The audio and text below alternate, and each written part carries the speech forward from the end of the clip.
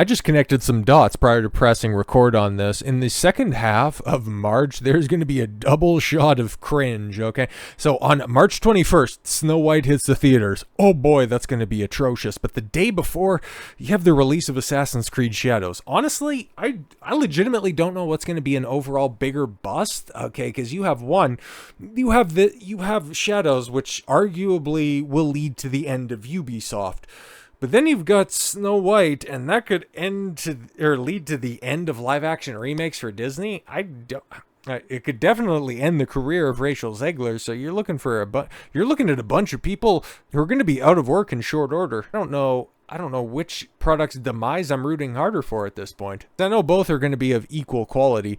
Actually, Snow White's probably going to be worse because at best, it's like Shadows is probably just going to be generic slop. Because we've seen some of the gameplay and it looks utterly uninspiring, but it looks relatively inoffensive.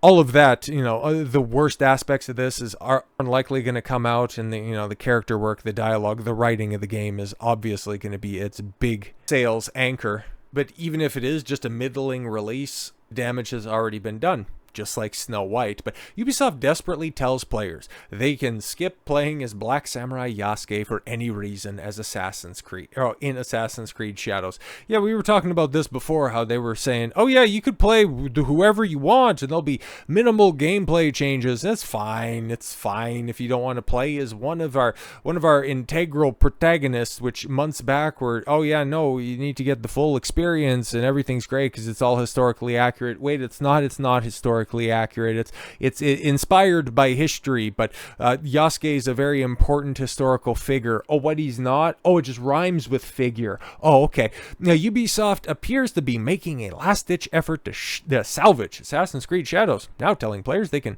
skip playing as Yasuke, the controversial Black Samurai protagonist, for any reason. That's phrasing used by creative director Jonathan Dumont in a recent interview with Screen Rant. Yes, has many interpreting it as Ubisoft quietly acknowledging the widespread dissatisfaction with Yasuke's inclusion and trying to placate frustrated fans. In the interview, Dumont assures players they can focus on playing as either protagonist in the game while ignoring the other without missing out on core gameplay. I don't think you're missing out on too much, Dumont said regarding skipping one of the game's primary protagonists. I think it's much more of your preference to say, okay, I'll see how the game will adapt a little bit to the character if you choose one over the other. But it was his next line that raised eyebrows. If you prefer one character for any reason, you can play quite a bit of the game using them, he said. This seemingly innocuous phrase has drawn significant attention. Given the ongoing backlash surrounding Yasuke's inclusion, many see it as Ubisoft's veiled attempt to address the controversy without directly confronting it. For critics, it reads as Ubisoft offering players an easy way to avoid playing as a character whose presence has sparked months of debate. Yeah, just go ahead and shift your focus to the overpowered girl boss who is just going to find a way to over-leverage and just overpower the well-trained Templars, okay? With her 80-pound frame, she's just going to ninja her ass around, and that's somehow going to be less controversial than your big blunt samurai who realistically, okay, cool. Assassin's Creed used to be about stealth, okay? It used to be about going about completing a mission as innocuous as possible, but this time around, you can go in as just a big braggadocious motherfucker and tear shit up. From crime bosses in the area to, the historical Japanese shrines, but because of the nearly year-long campaign of dissatisfaction that has mostly been brought on by Ubisoft and their continuous efforts to tank any sort of optimism for this game, we've got financial fears of financial collapse and alleged investor deception as Assassin's Creed developers work hard to spin financial ruin as a positive. Ubisoft is on death's door, okay? We've seen their stock collapse, especially over the past 5 years, and with 2024, where they had 4 high-profile bombs and another game that was released to just, middling responses, having that entire team dismantled, just running everything back. You had Skull and Bones kick off the year, and that being an abysmal failure, the first ever quadruple A game.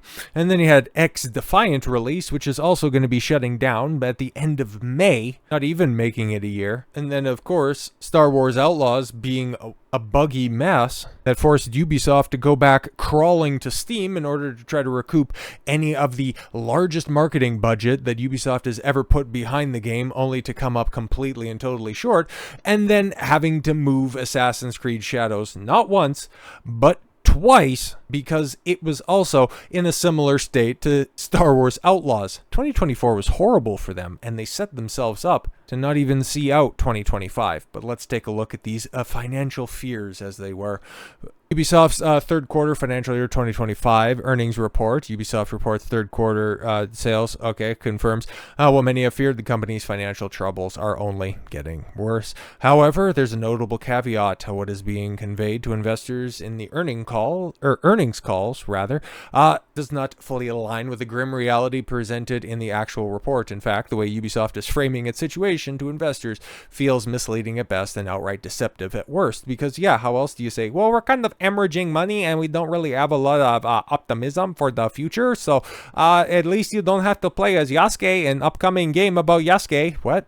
The brutal reality is outlined in the report. Ubisoft's net bookings have plummeted 51.8% year over year in quarter 3, with total net bookings for the first 9 months of financial year 25 falling 34.8% to just 944 million euros, which sounds like a lot of money, but when you take a look at their track record and how much things have fallen off, oh boy, that's not you want to see the arrows go up, not down like this. Digital net bookings dropped 33.8%, while player recurring investment, PRI, a key metric for live service games, Rainbow Six Siege, I'm looking directly at you, fell 33.7%, indicating a significant decline in microtransactions, DLC purchases, and subscriptions. Because also, if you recall, at the beginning of 2024, what was the big statement coming out of the mouth of one Yves Guillemot, okay? Yves Guillemot, and also the monetization director, who, I don't know if that guy still has a job, he probably shouldn't, coming out and saying, gamers need to get comfortable not owning their games. Well, oopsie daisy, Ubisoft employees need to be more comfortable with not owning their own homes, because they're going to be unemployed very soon. But yes, the decline in microtransactions, DLC, subscriptions, this means that Ubisoft is not only struggling to sell games, but also failing to retain players and monetize its existing catalog. Because even people that were just interested, just morbidly curious about how much of a disaster Star Wars Outlaws or Skull and Bones or X-Defiant was, they would just hop on for a $17 month trial for Ubisoft. What was it, Connect? I think that's their subscription service. They just hop on real quick, play the slop, and then just hop off and cancel their subscription. So realistically, people are getting the $60, $70, $80, $90 experience that they would normally get from buying one of their games. They would get it for a fraction of that cost. Now they're facing the repercussions of that, okay? And when it comes to DLC purchases, when you release a game that is in such a buggy state where you have to pull back on the release of your DLC and then offer anybody coming on board with new DLC that you were previously going to charge people with. Once again, looking at you, Outlaws, how do you anticipate selling that stuff? And yeah, when it comes to skins and Siege, I think that's about the only thing that's really turning a profit. But in regards to Shadows with their DLC, because the game has been delayed twice now, you're offering the first round of DLC free with anybody who pre-purchases that abomination. It's a major red flag for the company's long-term sustainability. Yeah, for as many reasons and more than I even outlined. Beyond these sales declines, Ubisoft is also drowning in debt. The total debt to EBITDA ratio sitting at a disastrous negative 21.1 times. Sure. For context, a negative EBITDA means Ubisoft is losing money even before accounting for interest, taxes, and other expenses, a catastrophic indicator of financial health. The fact that this ratio skyrocketed to this level suggests Ubisoft has little to no profitability and is taking on more debt than it can ever hope to pay back. This aligns with our previous reports warning that the company is teetering on the edge of financial collapse. And you've got Tencent over in the corner going, yeah, continue to fail harder, in fact. Make things worse, Ubisoft's financial targets for fiscal year 25 are merely a break even rather than turn a profit. Oof, well, I guess that's probably, that's probably a fairly big number, knowing just how much money they're hemorrhaging. So yeah, that would definitely be a move in the right direction. The shift in strategy signals a desperate attempt to stabilize the company rather than generate growth, a stark contrast to the bullish claims made in past years. Instead of showing confidence in its ability to recover, Ubisoft appears to simply be trying to survive. Adding to the bleak outlook,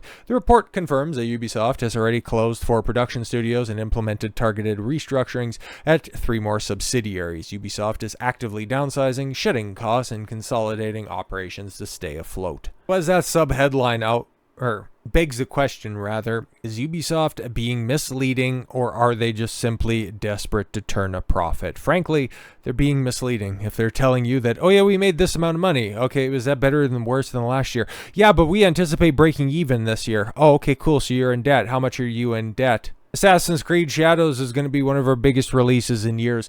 Oh, okay, cool. So you guys are liars. Because when you dig under the hood for a second, Ubisoft is operating in a massive loss. Its debt burden is growing faster than its earnings, and it is potentially insolvent. If Ubisoft cannot turn this around, investors and creditors may start treating them as a bankruptcy risk and making it even harder to secure funding. Exactly. Well, Tencent had an offer on the table, I think at the end of last year, trying to come in and buy more than their 10% stake than they already have, but the Guillemot family, who has orchestrated this downfall, wanted to stay on in a controlling interest. But if things continue to get worse, and they are very likely to trend in that direction, they're not going to be able to have a say moving forward, and a hostile takeover by the already unsettled shareholders will end up kicking into high gear in and of itself, facilitating a change in leadership, whether they want to see it or not. And it's crazy, man, because I've talked about this before. I used to love me a Ubisoft game. I have so many collector's editions of the early Assassin's Creed games, Far Cry 3, 4, on that same level. Hell, the first Watch Dogs rather. I've got the collector's edition guide that's down there. It's a big fat boy as well. I was hyped for that game. And then I played it. I was less hyped for that game. The Rayman games, Legends and Origins, those are fantastic fare. When Ubisoft is cooking, there are very few production studios that can do it better than them. It's just those furnaces, they have been stone cold for years. They've just been pumping out crap and relying on their one hit, their one live service hit, which is an albatross around the neck of any studio that's out there that manages to hit it in that live service lottery. You see it happening with Activision, with Warzone. You see it happening with EA constantly trying to chase the dragon on their sports side of things. Sony recently. How many games have been canceled, but they continue to try to find that one live service game that'll just keep them in perpetual profit territory. It's part and parcel of the modern gaming industry. It's not conducive to creativity. It ends up creating these studios and these brands that are just too big, not to fail, but to succeed, because they take the safe approach. And more often than not, they continue to try to iterate on something that was popular when it first hit. But after a while, those foundations start to creak. They start to get fractured and they start to fail. You've seen it with Far Cry. You've seen it specifically with Assassin's Creed. And now they're left trying to bail water out of their life raft that has more holes in the hull than a cheese grater. Next month is going to be very interesting, and especially when we start to see the early reviews start to come out. Yeah, I wonder how this game is going to be treated by the reviewing class. That's going to be very interesting to see. And then ultimately, when it releases, what are we going to be dealing with here? Is it going to be the cutting edge bamboo farming simulator that we've all been looking forward to? Or is it just going to be the woke calamity that Ubisoft has been known to write for years at this point?